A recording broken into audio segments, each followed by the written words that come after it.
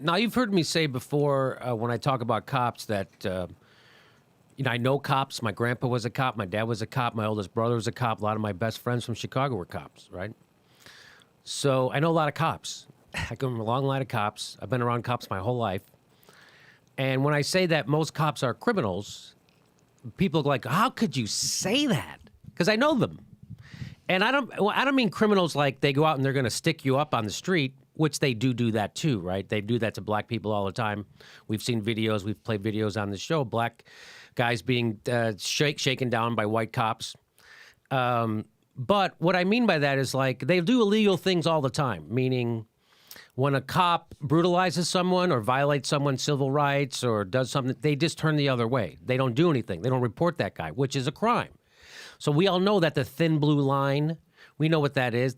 That's the blue line of silence, right? That means you don't talk. That's the cops' version of don't snitch. So they're just like gangs. They do the don't snitch. And that's what I mean when I say they're all criminals. And they don't have any problem not snitching. They don't have any problem breaking the law, because that's breaking the law. And you're allowing someone else to break the law. And but the thing is weird is you're allowing someone else to demean your own profession. Like when comics are out there stealing jokes, like Carlos Mencia, all the other comics say stuff, right? We don't want someone else to demean our profession. But cops, they all go, hey, you killed a 10-year-old kid playing with a toy gun within 2 seconds. I'm behind you. So that's what I'm talking about. And now the Elton Sterling murder in Baton Rouge. You saw the video. The cops are two cops on top of a guy. And then the one cop pulls out his gun and shoots the guy 6 times. He shot him 6 times, point blank. Now, when you shoot a guy once, that means you're scared for your life. When you shoot a guy 6 times, you are angry. You are pissed off. You're unloading your gun into a guy at point blank range. You don't think one bullet would have done it? No, 6. 1, 2, son of 5, 6. 6 bullets? You're a trained cop? So that's an out-of-control murderer. That's what that cop is, out-of-control murderer. And guess what the other cops are? Criminals. Why are the other cops criminals, Jimmy? So this is the guy here who owned that convenience store. So the cops show up. They're supposed to be protecting safety. They're supposed to be peace officers. There's someone there's threatening the peace. They're supposed to come and diffuse the situation. That's not what they do. They immediately escalate the situation into a violent confrontation. If cops show up, there's going to be some violence because there wasn't any before. The cops show up, they start beating up a guy, and then they murder him in point blank range. 6 shots to his chest. 6! And while he's laying there dying, they do nothing to help him. What do?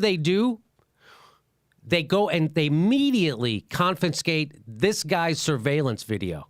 Confiscate it immediately.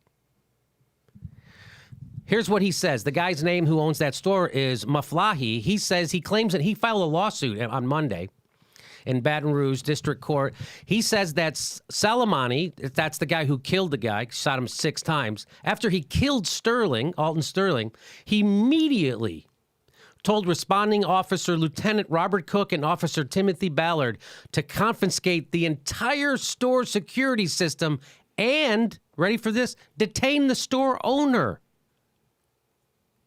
Wait a minute, I thought the store owner's the good guy you're coming to protect. He's the businessman. Aren't you supposed to be protecting him, his citizenry? Wouldn't you be worried about him? No. What did they do? Cook and Ballard took away Maflahi's cell phone and the video on it and locked him in the back of their car before they entered the store. So the guy who owns the store, they locked him up like he's a criminal. He's not a criminal. You know who's the criminal? Those cops. Because you know why they're locking him up? Because they want to sabotage the evidence of this other cop's murdering a guy in point blank range on camera. That's what's happening. I was pounding on the car window when they went into the store. They lock up the store owner? Why would they do that? Because they're going to go do some criminal shit right now. That's why. That's why. That's what I mean when I say they're covering up for a fucking murderer. Right now, they're going. Could you imagine if that was a gang murder and the gang guys showed up and they took the guy who owned the store and they put him in the back of their car and they went in there and they grabbed their videotape? You'd be like, oh, people would be going crazy. But since the cops did it, it's okay. Why? They're criminals. So he was confined in the car for the next 4 hours. A guy gets shot at his store. They come and lock up the guy who owns the store. Why would you do that?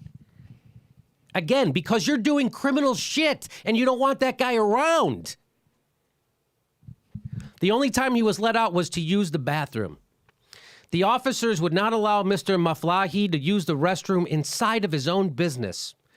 He was escorted to the side of the building and forced to relieve himself right there within arm distance of a Baton Rouge Police Department officer and in full view of the public. Because he's a criminal? Because he's a criminal? No. Because he might catch you motherfuckers doing criminal stuff inside of his store after you just criminally murdered someone on video. Criminals, and that guy's a lieutenant, criminals. The whole, and Baton Rouge, again, that's one of those police departments that should be disbanded. The Justice Department should come in and disband this place. Because not only are they treating Alton Sterling, the guy who they showed up to, they're treating everybody like a criminal in that whole neighborhood. He's not a white guy. I don't have to treat this white guy nice. We can do whatever we want, which they did. During the 4 hours inside the cop car and another 2 hours at police headquarters, he was allegedly prevented from making a phone call to his family or an attorney for 6 hours. Why would you do that to the guy who owned the store? He's not the criminal. Oh, that's right, because you're still doing criminal shit. That's why, because the cops are criminals. That's why. And everybody's okay with it. And not one news reporter will say what I'm saying. Why did they do that? Because they were covering up their criminal activities. They won't even say, a lot of people are saying that's why they did. They won't even go that far. They won't even bring this up. So, guess what? Hours after his lawsuit was filed, so he files a lawsuit. And then a couple hours later, it was revealed that police had filed the search warrant and the affidavit with a court clerk on Monday morning, 6 days after Sterling was killed. They filed to get the warrant to go get that stuff. Now get this. The warrant suggests that Cook waited 5 hours after he began his investigation at the Triple S Mart before applying for legal permission to search for the video. Cook submitted an affidavit to Commissioner Quintus Lawrence at 5:23 a.m., and Lawrence authorized the warrant that very same minute. Court papers show at 5:50 a.m., Cook began his search and finished by 7 a.m., according to the warrant's return. So this guy, I want to search the store. I got to get a warrant. Let's wait till 5:23 a.m. Let's wait 4 hours. Let's wait 4.5 hours. So according to his lawsuit, police detained him and took the hard drive around at 1 a.m. They didn't even get a hold of this judge until 5:23 a.m. So they took all that stuff at 1 a.m. while they're still detaining the store owner, by the way. So either police waited 5 hours to get a warrant and seized the hard drive, or they grabbed the hard drive and got a warrant after the fact to make the seizure appear legal. That's from the Daily Beast. And we all know that's what happened. So again, criminal cops. This is a culture that cops get to do whatever they want and nothing ever happens. There's nothing going to happen to those cops. They got a warrant 6 days later. Why'd you lock up the guy who owned the store? Oh, I didn't want him to contaminate the investigation. I mean, this could happen to anyone. Happen to anyone. And you know how his cops get to do this no matter what. That's how they work. I think, it really crystallizes what's happening here by his lawsuit. Seeks damages for false arrest, false imprisonment, the illegal taking and seizing of his security system, illegally commandeering his business.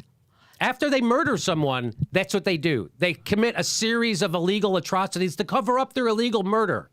So that's what I mean when I say cops are criminals, and we need to keep them on a short leash. You know we need cops. You know the people who are attracted to policing are a little off, because if they wanted to help their communities, they become a teacher or an EMT or a fireman, or they go teach kids how to read. No, they want a gun. So that's a certain type of people that we need. Also need to understand that's who they are, and that we need to keep them on a short leash, because these cops are fucking criminals, and it's blatant. And the news won't tell you that.